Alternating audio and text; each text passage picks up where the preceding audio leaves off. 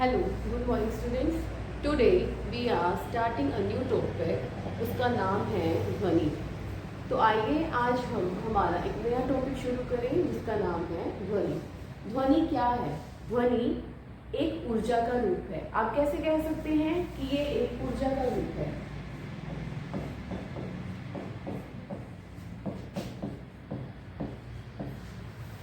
जब भी हम कोई कार्य करना होता है तो हम ऊर्जा खर्च करते हैं, एनर्जी यूज करते हैं. तो वो ऊर्जा हमारे गले से निकलती है जिससे गले में उपस्थित जो झिल्ली है वो कंपित हो जाती है. उसके कंपन से ये ऊर्जा यानी कि ध्वनि उत्पन्न होती है. तो ध्वनि ऊर्जा का वह रूप है जो हमें सुनाई देता है.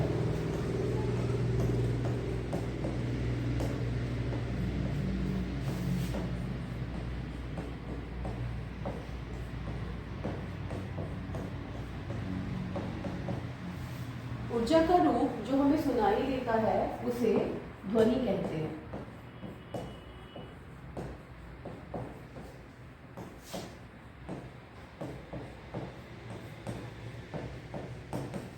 अब हमने कहा कि ऊर्जा का रूप है ध्वनि जो कंपन से उत्पन्न होता है.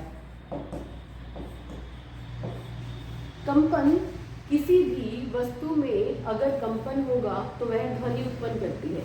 जैसे आपने अभी सुना कि जब हम बोलते हैं हमारे गले में जो वाक्यंत्र है, जो वोकल कॉर्ड है, वो झिल्ली है एक तरह की और वो कंपित होती है जिससे हमारी आवाज़ उत्पन्न होती है. इसी तरह से जैसे आप घंटी सुनते हैं, घंटी में भी जब उसमें कंपन होगा तभी ध्वनि उत्पन्न होगी. तो ध्वनि उत्पन्न करने के लिए किसी भी पदार्थ का कंपित होना जरूरी है. कंपन होने से ही ध्वनि उत्पन्न होगी. तो कंपित वही होगा जो पदार्थ होगा. इसका मतलब ध्वनि उत्पन्न करने के लिए हमें किसी पदार्थ की आवश्यकता होती है.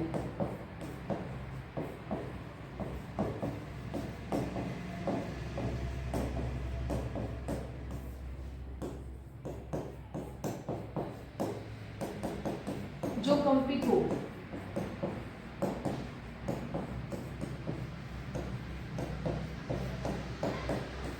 तो ध्वनि उत्पन्न करने के लिए किसी पदार्थ का होना जरूरी है और कंपन का होना जरूरी है, तभी ध्वनि उत्पन्न होगी. जैसे कि ध्वनि उत्पन्न करने का एक यंत्र है जिसे हम स्वरित द्विभुज कहते हैं.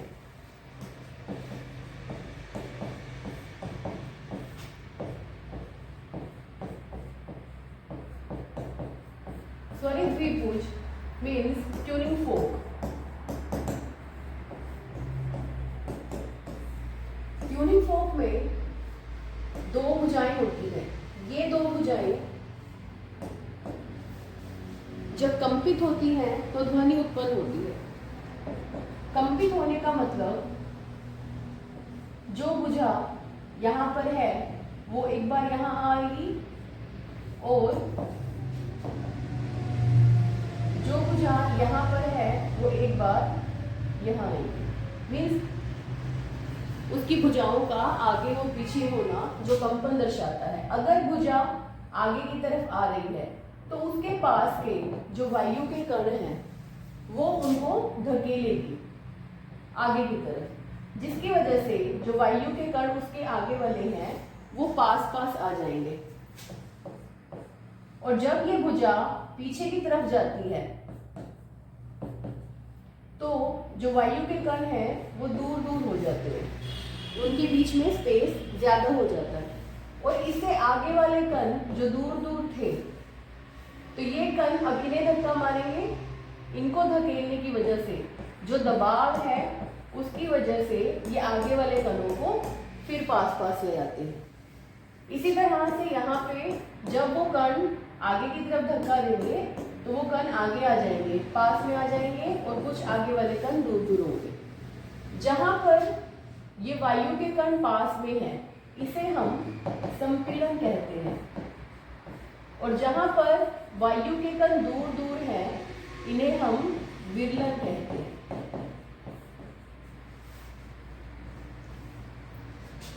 तो किसी भी वस्तु के कंपन से उसके टकराने से वायु के कण पास में आ जाते हैं और कुछ कण दूर दूर हो जाते हैं, फिर अगले कण फिर पास आ जाते हैं और अगले कण फिर दूर हो जाते हैं। जैसे कि आपने स्प्रे में भी देखा होगा, सिलंगी में, जिसमें आप अगर एक तरफ से इसे हिलाएं तो ये कण पास आएंगे फिर दूर होंगे, फिर पास आएंगे फिर दूर होंगे। मतलब जब ध्वनि है वो संपीड़न, विरलन और फिर संपीड़न और फिर विरलन,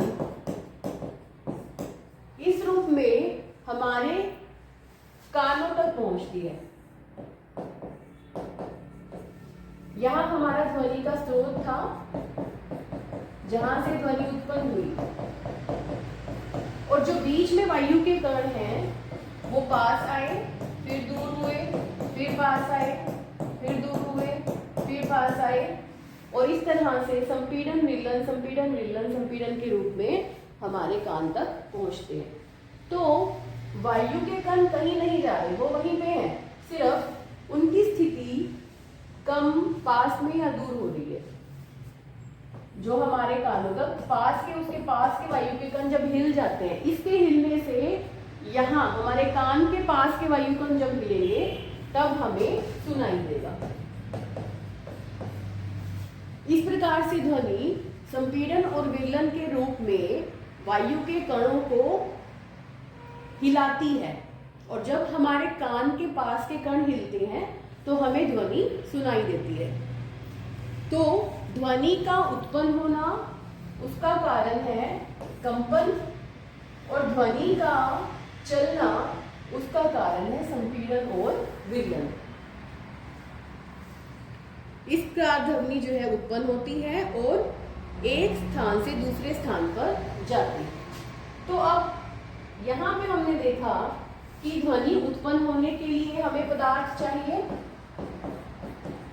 और ध्वनि सुनाई देने के लिए भी हमें कुछ मीडियम चाहिए, कुछ पदार्थ चाहिए, कुछ माध्यम चाहिए। वो जल, तरल, गैस या ठोस, वो माध्यम कुछ भी हो सकता है। तो ध्वनि को उत्पन्न होने के लिए भी पदार्थ चाहिए और ध्वनि को गति करने के लिए भी पदार्थ की आवश्यकता होती है। इसलिए ध्वनि को हम यांत्रिक तरंगे कहते हैं।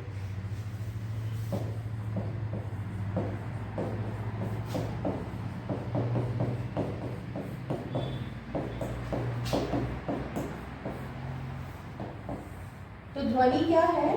ध्वनि यांत्रिक तरंगे हैं। क्यों? क्योंकि इन्हें उत्पन्न होने के लिए भी पदार्थ की कंपन की आवश्यकता है और इन्हें गति करने के लिए भी माध्यम के कणों की आवश्यकता है। तो इसका रीजन क्या हुआ? ध्वनि पदार्थ के कंपन से उत्पन्न होती है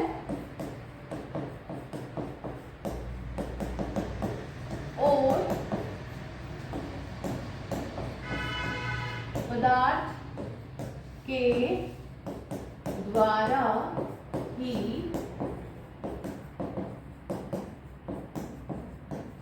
एक स्थान से दूसरे स्थान पर जाती है।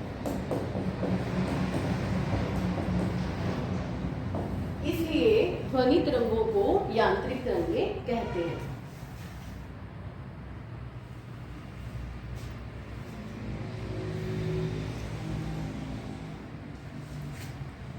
अब तरंगे जो है वो दो प्रकार की हो सकती हैं।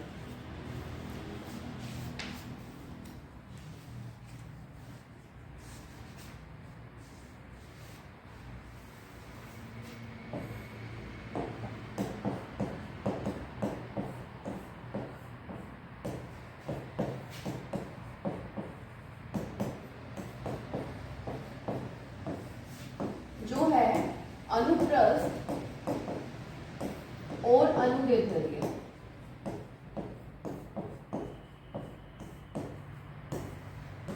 इन दोनों तरंगों में क्या अंतर है? अनुप्रस्थ तरंगे जब भी हम तरंग को दर्शाते हैं तो ग्राफ बनाते हैं, जहां पे यदि हमारे पदार्थ के कण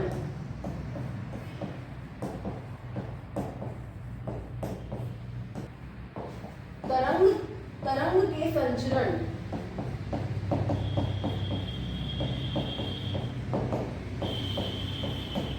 के लंबवत गति करें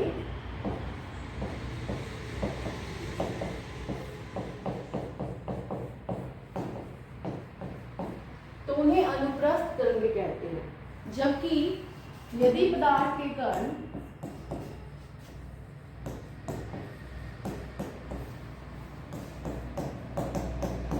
तरंग के समांतर गति करें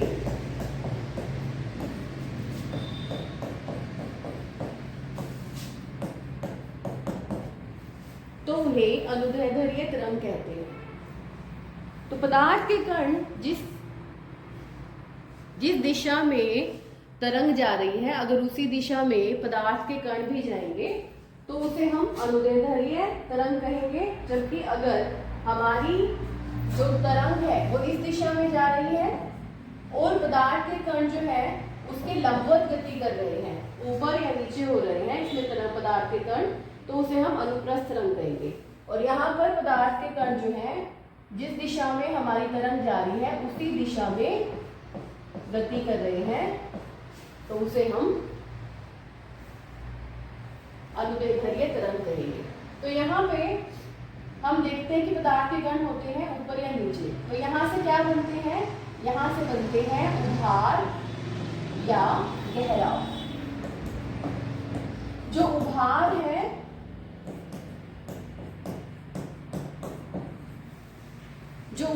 है उन्हें हम कहेंगे श्रिंग।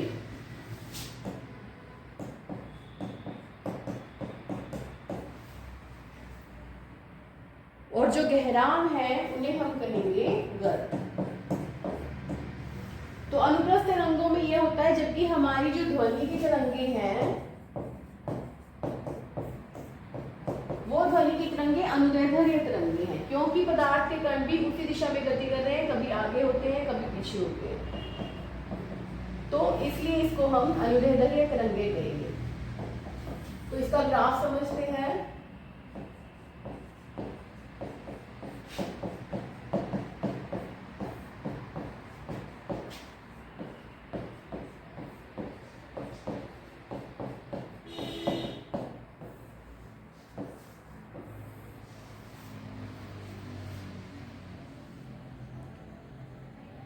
तो अनुदैर्ध्य तरंग में हम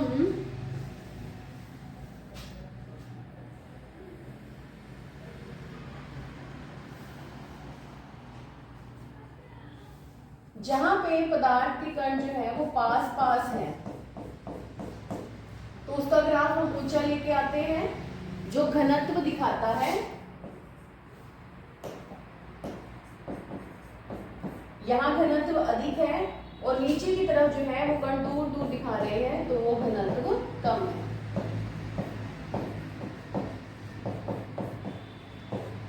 तो कण अगर पास पास है तो ग्राफ उतना ही गहरा ऊंचा बनेगा, तो वो हमारा अधिक घनत्व और ये हमारा कम घनत्व। तो इसे हम बोलते हैं संपीड़न, जहां घनत्व अधिक होगा और जहां घनत्व कम होगा वो हो गया हमारा विलयन। तो ये हम अनुदैर्ध्य तरंग का ग्राफ बनाते हैं जहां पे संपीड़न विलयन के रूप में हमारा जो है ध्वनि गति करता है।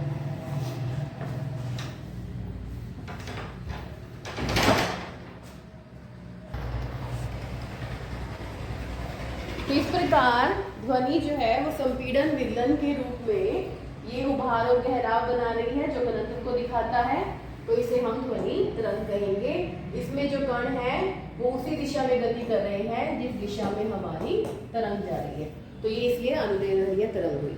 अब यहाँ पे हमारे पास 3 गुण आते हैं ध्वनि तरंग के।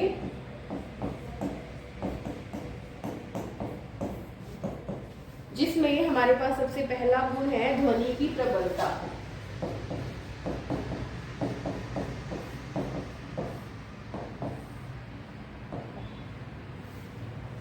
प्रबलता जो है वो दिखाता है कि ध्वनि की उत्तेजना कितनी है।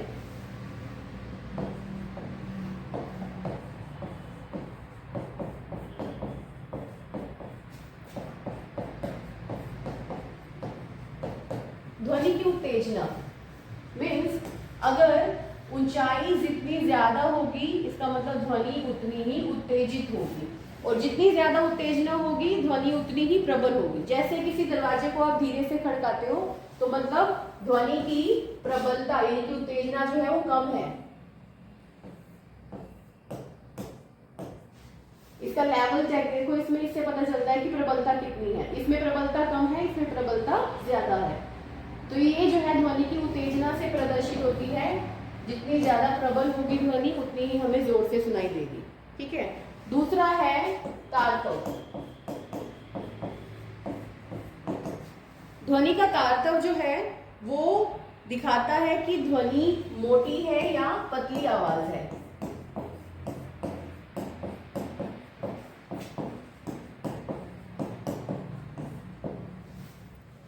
तो तारतव को देखने के लिए हम अगर ये पास पास है या ये दूर दूर है तो ये हमें दिखाता है तारतव। अगर दूर दूर है तो मतलब ध्वनि निम्न तारतव की है, और ध्वनि अगर पास पास है इसके संपीड़न और विलयन तो इसका मतलब ध्वनि जो है वो उच्च तारतव की है।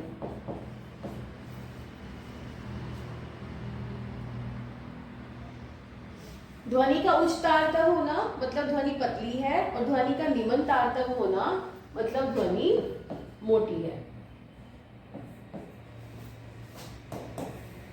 तीसरा गुण है आवृत्ति। आवृत्ति जो है वो बताता है कि कितने सेकंड्स में कंपन हुआ, तो वो चीज हमें बताएगी आवृत्ति।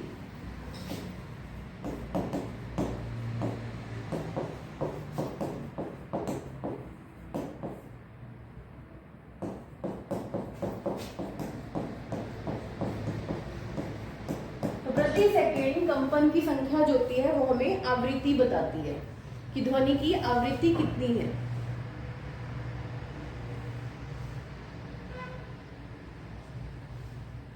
तो इस प्रकार ये ध्वनि के कुछ मुख्य पॉइंट्स हैं जो आपको दिखाए, जिसमें 3 गुण उसके सबसे मुख्य होते हैं जो हमें आइडेंटिफाई करने के लिए हेल्प करते हैं, जो हमें पहचानने के लिए हेल्प करते हैं कि हमने किसकी आवाज़ सुनी है और वो आवाज़ कैसी थी, ऊंची थी, निम्न थी, मोटी थी, पतली थी।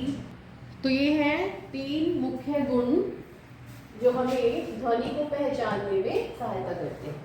तो आगे आने वाली वीडियो में हम देखेंगे कि ध्वनि का कहाँ उपयोग होता है, कहाँ यूज होता है। एक तो नॉर्मल है कि आप सुनते हो किसी चीज को, समझते हो। दूसरा जो है ध्वनि का अलग अलग एरियाज में, फिजिक्स में और भी जगह, बायोलॉजी में, केमिस्ट्री में अलग अलग यूज है, उसको हम अलग अलग तरीके से उपयोग में लाते हैं। तो वो हम पढ़ेंगे अगली वीडियो में। तो उससे पहले आप सब नीचे दिए गए डिस्क्रिप्शन पर देखिए, वहाँ पर लिंक दिया हुआ है ऑनलाइन टेस्ट जो कि बिल्कुल फ्री है, तो आप उसे अटेम्प्ट कीजिए और अपने जो नॉलेज को और भी बढ़ाइए। Thank you.